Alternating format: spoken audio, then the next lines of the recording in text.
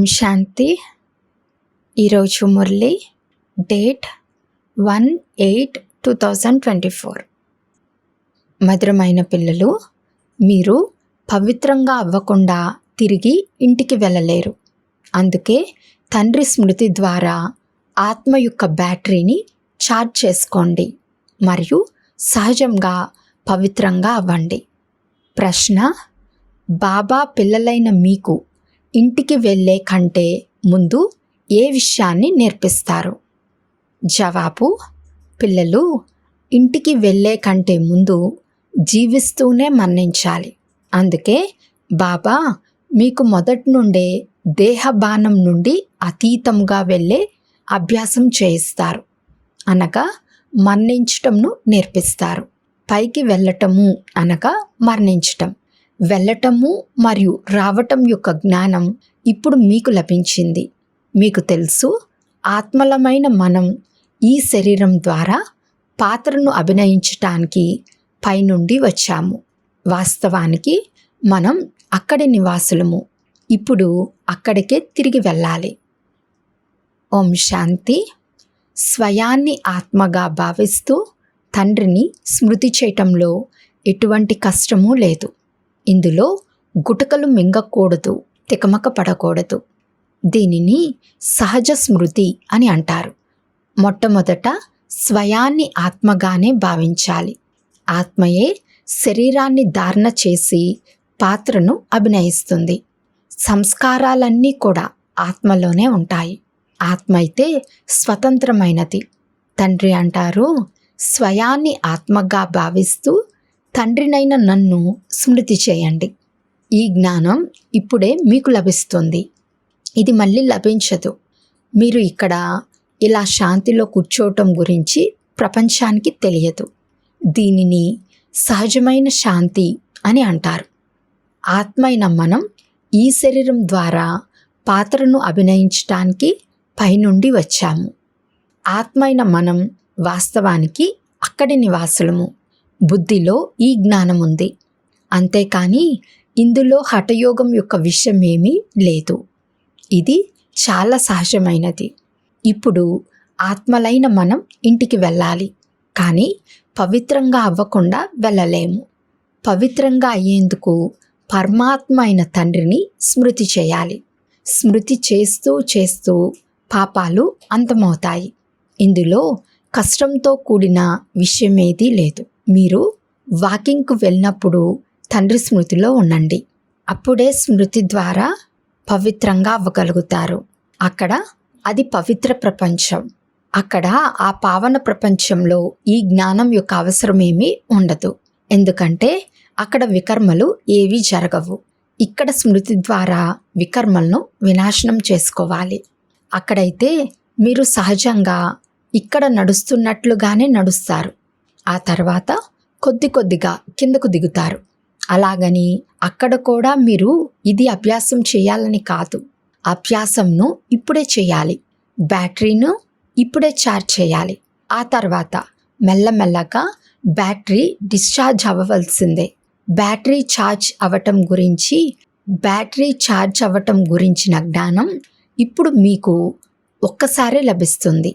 సతో ప్రధానం నుండి తమో ప్రధానంగా అవ్వటంలో మీకు ఎంత సమయం పడుతుంది?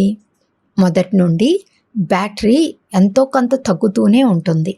మూలవతనంలోనైతే ఆత్మలే ఉంటాయి, శరీరాలైతే ఉండవు. కావున న్యాచురల్గా దిగటం అనగా బ్యాటరీ తగ్గటము అనే విషయమే ఉండదు. మోటార్ ఎప్పుడైతే నడుస్తుందో అప్పుడే బ్యాటరీ తగ్గుతూ ఉంటుంది. మోటార్ నిలబడి ఉంటే బ్యాటరీ నడవదు. మోటార్ ఎప్పుడైతే నడుస్తుందో అప్పుడే బ్యాటరీ పని చేస్తుంది. మోటార్లోని బ్యాటరీ అయితే ఛార్జ్ అవుతూ ఉంటుంది. కానీ మీ బ్యాటరీ అయితే ఒకేసారి ఈ సమయంలో ఛార్జ్ అవుతుంది. మళ్ళీ మీరు ఎప్పుడైతే ఇక్కడ శరీరం ద్వారా కర్మలు చేస్తారో అప్పుడు బ్యాటరీ కొద్దిగా తగ్గుతూ ఉంటుంది. వారు సుప్రీం తండ్రి అని, వారినే ఆత్మలందరూ తలుచుకుంటారని మొదట అర్థం చేయించాలి. ఓ భగవంతుడా అని అంటారు. వారు తండ్రి, మనం పిల్లలము.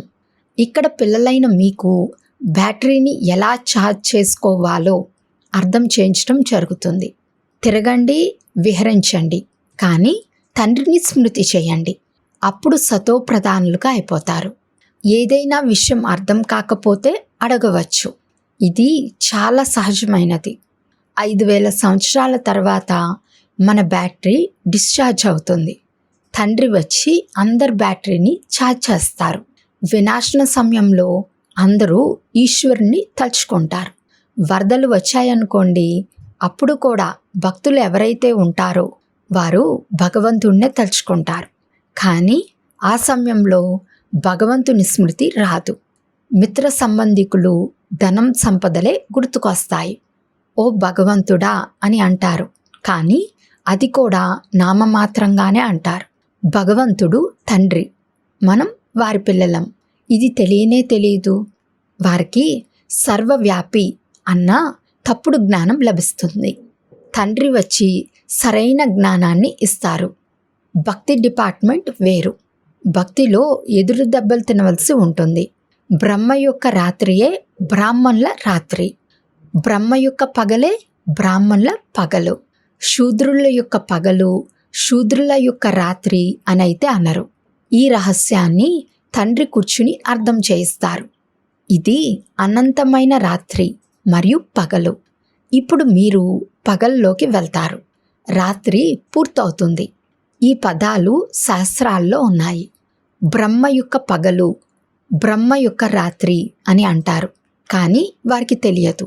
మీ బుద్ధి ఇప్పుడు అనంతంలోకి వెళ్ళింది. ఆ మాటకొస్తే దేవతల విషయంలో కూడా విష్ణువు యొక్క పగలు, విష్ణువు యొక్క రాత్రి అని అనవచ్చు. ఎందుకంటే విష్ణువు మరియు బ్రహ్మకు గల సంబంధాన్ని కూడా అర్థం చేయించడం జరుగుతుంది. త్రిమూర్తుల ఆక్యుపేషన్ ఏమిటి అనేది ఇంకెవ్వరూ అర్థం చేసుకోలేరు. వారైతే భగవంతుణ్ణి కూడా కూర్మ, మత్స్య అవతారాల్లోకి మరియు జనన మరణాల చక్రంలోకి తీసుకువెళ్తారు. రాధాకృష్ణులు మొదలైన వారు కూడా మనుషులే, కానీ వారు దైవీ గుణాలు కలవారు. ఇప్పుడు మీరు ఆ విధంగా అవ్వాలి. మరుసటి జన్మలో దేవతలుగా అయిపోతారు. 84 జన్మల లెక్క ఏదైతే ఉండేదో అది ఇప్పుడు పూర్తయింది. మళ్ళీ అది రిపీట్ అవుతుంది.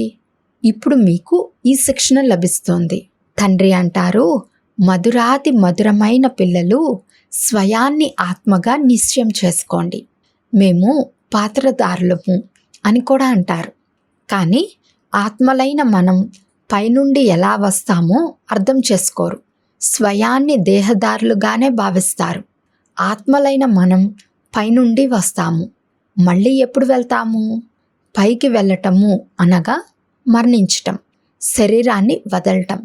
మరణించాలని ఎవరనుకుంటారు? ఇక్కడైతే తండ్రి మీరు ఈ శరీరాన్ని మర్చిపోతూ ఉండండి అని అన్నారు. జీవిస్తూనే మరణించటాన్ని మీకు నేర్పిస్తారు. దీనిని ఇంకెవ్వరూ నేర్పించలేరు. మీరు మీ ఇంటికి వెళ్ళటానికి వచ్చారు. ఇంటికి ఎలా వెళ్ళాలి? ఈ జ్ఞానం ఇప్పుడే లభిస్తుంది. మృత్యులోకంలో ఇది మీ అంతిమ జన్మ. అమరలోకం అని సత్యుగాన్ని అంటారు. ఇప్పుడు పిల్లలైన మీ బుద్ధిలో మేము త్వరగా వెళ్ళాలి అని ఉంది. మొట్టమొదటైతే ఇంటికి, ముక్తిధామంలోకి వెళ్ళవలసి ఉంటుంది. ఈ శరీరం రూపీ వస్త్రాన్ని ఇక్కడే వదలాలి. ఆ తర్వాత ఆత్మ ఇంటికి వెళ్ళిపోతుంది. ఏ విధంగా హద్దులోని నాటకంలోని పాత్రదారులు ఉంటారో, నాటకం పూర్తయితే వస్త్రాలను అక్కడే వదిలేసి ఇంటి వస్త్రాలను వేసుకుని ఇంటికి వెళ్ళిపోతారో, అలా మీరు కూడా ఇప్పుడు ఈ వస్త్రాన్ని వదిలి వెళ్ళాలి. సత్యుగంలోనైతే కొద్దిమంది దేవతలే ఉంటారు. ఇక్కడైతే ఎంతమంది మనుషులు ఉన్నారు? లెక్కలేనంత మంది. అక్కడైతే కేవలం ఒక ఆది సనాతన దేవీ దేవతా ధర్మమే ఉంటుంది. ఇప్పుడైతే స్వయాన్ని హిందువులుగా పిలుచుకుంటారు. తమ శ్రేష్టమైన ధర్మంను, కర్మను మర్చిపోయారు. అందుకే దుఃఖితులుగా అయ్యారు. సత్యుగంలో మీ కర్మ, ధర్మము శ్రేష్టంగా ఉండేవి. ఇప్పుడు కలియుగంలో ధర్మభ్రష్టులుగా ఉన్నారు. మనం ఎలా పడిపోయాము అనేది బుద్ధిలోకి వస్తుంది. ఇప్పుడు మీరు అనంతమైన తండ్రి పరిచయాన్ని ఇస్తారు. అనంతమైన తండ్రే వచ్చి కొత్త ప్రపంచమైన స్వర్గాన్ని రచిస్తారు. వారు మన్మనా భవ అని అంటారు. ఇది గీతలోని పదమే. సహజ రాజయోగ జ్ఞానంకు గీత అన్న పేరును పెడతారు. ఇది మీ పాఠశాల. పిల్లలు వచ్చి చదువుకుంటారు. ఇది మా బాబా పాఠశాల అని అంటారు. ఎవరైనా పిల్లల యొక్క తండ్రి ప్రిన్సిపల్గా ఉంటే మేము మా తండ్రి కాలేజ్లో చదువుతున్నాము అని అంటారు. వారి తల్లి కూడా ప్రిన్సిపల్ అయి ఉంటే మా తల్లిదండ్రులు ఇద్దరూ ప్రిన్సిపలే, వారిద్దరూ చదివిస్తారు అని అంటారు. ఇది మా తల్లిదండ్రుల కాలేజ్ అని అంటారు. అలాగే మీరు ఇది మా మమ్మ బాబా యొక్క పాఠశాల అని అంటారు. ఇక్కడ ఇద్దరూ చదివిస్తారు. ఇద్దరూ ఈ ఆత్మీక కాలేజ్ని లేక యూనివర్సిటీని తెరిచారు. ఇద్దరూ కలిసి చదివిస్తారు. తండ్రి పిల్లలను దత్తత తీసుకున్నారు. ఇవి జ్ఞానం యొక్క చాలా గూహ్యమైన విషయాలు. తండ్రి కొత్త విషయాన్ని ఏమీ అర్థం చేయించరు. ఈ విధంగా కల్పపూర్వం కూడా అర్థం చేయించారు. ఈ జ్ఞానము ఎంతో అపారంగా ఉంది. ఇది రోజు రోజుకు గూహ్యంగా అవుతూ ఉంటుంది. ఆత్మ యొక్క వివరణ మీకు ఇప్పుడు ఎలా లభిస్తుందో చూడండి. ఇంత చిన్న ఆత్మలో 84 జన్మల పాత్ర నిండి ఉంది. అది ఎప్పుడు వినాశనం అవ్వదు. ఆత్మ అవినాశి కావున అందులోని పాత్ర కూడా అవినాశియే. ఆత్మ చెవుల ద్వారా వింటుంది. శరీరం ఉంటే పాత్ర ఉంటుంది. శరీరం నుండి ఆత్మ వేరైపోతే జవాబు లభించదు. ఇప్పుడు తండ్రి అంటారు, పిల్లలు మీరు తిరిగి ఇంటికి వెళ్ళాలి. ఈ పురుషోత్తమ యుగం ఎప్పుడైతే వస్తుందో అప్పుడే తిరిగి వెళ్ళవలసి ఉంటుంది. ఇందులో ముఖ్యంగా పవిత్రతయే కావాలి. శాంతిధామంలోనైతే పవిత్ర ఆత్మలే ఉంటాయి. శాంతిధామము మరియు సుఖధామము రెండు పవిత్ర ధామాలే. అక్కడ శరీరాలు లేవు. ఆత్మ పవిత్రమైనది. అక్కడ బ్యాటరీ డిశ్చార్జ్ అవ్వదు. ఇక్కడ శరీరాన్ని ధారణ చేయటం ద్వారా మోటార్ నడుస్తోంది. మోటార్ నిలబడి ఉంటే పెట్రోల్ ఏమీ తగ్గదు కదా. ఇప్పుడు మీ ఆత్మజ్యోతి చాలా తగ్గిపోయింది. అది పూర్తిగా ఆరిపోదు. ఎవరైనా మరణిస్తే దీపాన్ని వెలిగిస్తారు. అది ఆరిపోకుండా ఎంతో సంభాలిస్తారు. ఆత్మజ్యోతి కూడా ఎప్పుడూ ఆరిపోదు. అది అవినాశి. ఈ విషయాలన్నిటినీ తండ్రి కూర్చుని అర్థం చేయిస్తారు. వీరు చాలా మధురమైన పిల్లలు. వీరందరూ కామచిత్పై కూర్చుని కాలిపోయి భస్మమైపోయారు అని బాబాకు తెలుసు. వారిని మళ్ళీ మేల్కొల్పుతాను. పూర్తిగా తమో ప్రధానంగా మృతులుగా అయిపోయారు. తండ్రి గురించి తెలియనే తెలియదు. మనుషులు ఎందుకు పనికిరాని వారిగా ఉన్నారు. మనుషుల మట్టి ఎందుకు పనికిరాదు. గొప్ప వ్యక్తుల మట్టి ఉపయోగపడి పేదవారిది ఉపయోగపడకుండా ఉంటుందని కాదు. ఎవరైనా సరే మట్టి మట్టిలోనే కలిసిపోతుంది. కొందరు కాలుస్తారు, కొందరు పూడ్చివేస్తారు. పారసీలు నూతిపై పెడతారు. అప్పుడు పక్షులు వచ్చి మాంసాన్ని తినేస్తాయి. మిగిలిన ఎముకలు కిందకు పడిపోతాయి. అలా అయితే ఎంతో కొంత ఉపయోగపడుతుంది. ప్రపంచంలోనైతే ఎంతోమంది మనుషులు మరణిస్తారు. ఇప్పుడు మీరైతే మీకు మీరుగానే శరీరాన్ని వదిలివేయాలి. శరీరాన్ని వదిలి తిరిగి ఇంటికి వెళ్ళేందుకు అనగా మరణించేందుకు మీరు ఇక్కడికి వచ్చారు. మేము జీవన్ముక్తిలోకి వెళ్తాము అని మీరు సంతోషంగా వెళ్తారు. ఎవరు ఏ పాత్రను అభినయించారో అంతిమం వరకు అదే అభినయిస్తారు. తండ్రి పురుషార్థం చేయిస్తూ ఉంటారు. సాక్షిగా అయ్యి చూస్తూ ఉంటారు. ఇది అర్థం చేసుకోవలసిన విషయం. ఇందులో భయపడవలసిన విషయం ఏదీ లేదు. మనం స్వర్గంలోకి వెళ్ళేందుకు స్వయమే పురుషార్థం చేసి శరీరాన్ని వదిలేస్తాము. తండ్రినే స్మృతి చేస్తూ ఉండాలి. తద్వారా అంతిమతిని బట్టి గతి ఏర్పడుతుంది. ఇందులో శ్రమ ఉంది. ప్రతి చదువులోనూ శ్రమ ఉంటుంది. భగవంతుడే వచ్చి చదివించవలసి ఉంటుంది. తప్పకుండా ఈ చదువు గొప్పగా ఉంటుంది. ఇందులో దైవీ గుణాలు కూడా కావాలి. ఈ లక్ష్మీనారాయణులుగా అవ్వాలి కదా. వీరు సత్యుగంలో ఉండేవారు. ఇప్పుడు మీరు మళ్ళీ సత్యుగ దేవతలుగా అవ్వటానికి వచ్చారు. ఇక్కడ లక్ష్యము ఉద్దేశము ఎంత సహజమైనది. త్రిమూర్తి చిత్రంలో స్పష్టంగా ఉంది. ఈ బ్రహ్మ విష్ణు శంకర్లు మొదలైన చిత్రాలు లేకపోతే మనం ఎలా అర్థం చేయించగలము? బ్రహ్మయే విష్ణువుగా, విష్ణువే బ్రహ్మగా అవుతారు. బ్రహ్మకు 8 భుజాలను 100 భుజాలను చూపిస్తారు. ఎందుకంటే బ్రహ్మకు ఎంతమంది పిల్లలు ఉంటారు? కావున వారు దానిని చిత్రంగా తయారు చేస్తారు. అంతేకాని ఇన్ని భుజాలు కలిగిన మనుషులంటూ ఎవ్వరూ ఉండరు. రావణుడి యొక్క 10 తలలకు కూడా అర్థం ఉంది. అటువంటి మనుషులు ఎవ్వరూ ఉండరు. ఈ విషయాలను తండ్రే కూర్చుని అర్థం చేయిస్తారు. మనుషులకేమీ తెలియదు. ఇది కూడా ఒక ఆట. ఇది ఎప్పటి నుండి ప్రారంభమైంది అన్నది ఎవరికీ తెలియదు. పరంపర అని అనేస్తారు. అరే, అది కూడా ఎప్పటి నుండి? కావున మధురాతి మధురమైన పిల్లలను తండ్రి చదివిస్తారు. వారు టీచర్ కూడా మరియు గురువు కూడా. కావున పిల్లలకు ఎంత సంతోషం ఉండాలి. ఈ మ్యూజియం మొదలైన వాటిని ఎవరి డైరెక్షన్పై తెరుస్తారు? ఇక్కడ ఉన్నది తల్లి, తండ్రి మరియు పిల్లలు. ఎంతోమంది పిల్లలు ఉన్నారు. డైరెక్షన్ అనుసారంగా తెరుస్తూ ఉంటారు.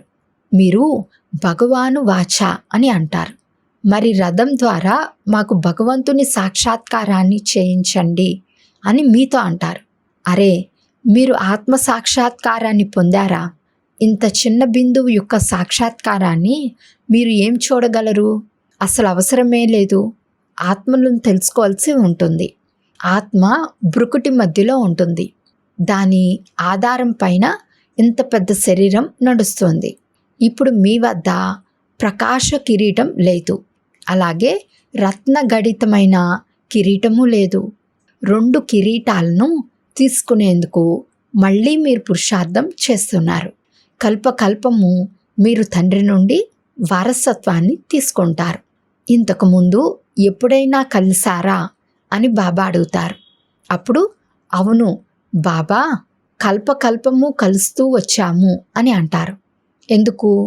ఈ లక్ష్మీనారాయణులుగా అవ్వటానికి. అందరూ ఈ మాటే చెప్తారు. తండ్రి అంటారు, మంచిది, శుభం పలికారు.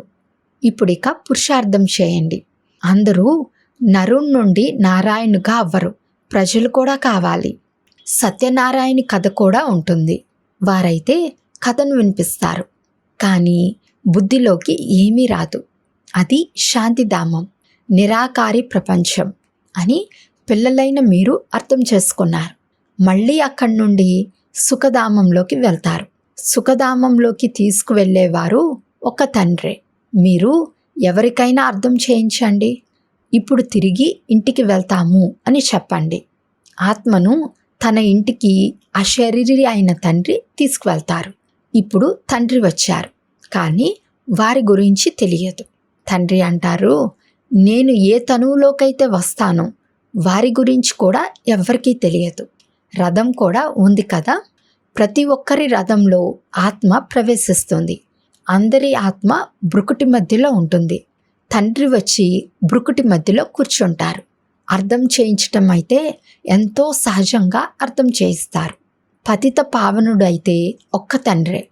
తండ్రి పిల్లలందరూ సమానమైనవారు. వారిలో ప్రతి ఒక్కరికి తమ తమ పాత్ర ఉంది. ఇందులో ఎవరూ జోక్యం చేసుకోలేరు. అచ్చా, మధురాతి మధురమైన సిక్కులదే పిల్లలకు మాతా పిత బాప్తాతాల ప్రియ స్మృతులు మరియు గుడ్ మార్నింగ్. ఆత్మీక పిల్లలకు ఆత్మీక తండ్రి నమస్తే. ఆత్మీక తండ్రికి ఆత్మీక పిల్లల యొక్క ప్రియ స్మృతులు మరియు నమస్తే నమస్తే నమస్తే. ధారణ కొరకు ముఖ్య సారము. ఫస్ట్ పాయింట్, ఈ శరీరం రూపీ వస్త్రం నుండి మమకారాన్ని తొలగించుకొని జీవిస్తూనే మరణించాలి. అనగా మీ పాత లెక్కాచారాలన్నిటినీ తీర్చుకోవాలి. సెకండ్ పాయింట్, డబల్ కిరీటదారులుగా అయ్యేందుకు చదువు విషయంలో కష్టపడాలి. దైవీ గుణాలను ధారణ చేయాలి. లక్ష్యం ఎలా ఉందో, శుభమైన మాటలు ఏవైతే ఉన్నాయో అలా పురుషార్థం కూడా చేయాలి. వరదానము: అకల్యాణం యొక్క సంకల్పాలను సమాప్తం చేసి అపకారులకు ఉపకారం చేసే జ్ఞాని ఆత్మ భవ. ఎవరైనా రోజు మిమ్మల్ని గ్లాని చేసినా, అకల్యాణం చేసినా, నిందించినా కానీ వారి పట్ల మనసులో ద్వేషభావం రాకూడదు.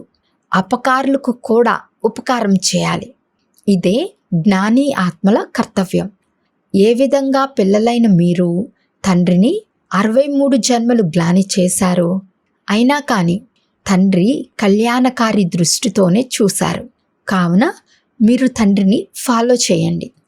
జ్ఞాని ఆత్మ అంటేనే సర్వుల పట్ల కళ్యాణ భావన కలిగి ఉండటం అని అర్థం. అకల్యాణం సంకల్పం మాత్రంగా కూడా ఉండకూడదు. స్లోగన్: మన్మనాభవ స్థితిలో స్థితులై ఉన్నట్లయితే ఇతరుల మనసులోని భావాలను తెలుసుకోగలుగుతారు. అచ్చా. ఓం శాంతి.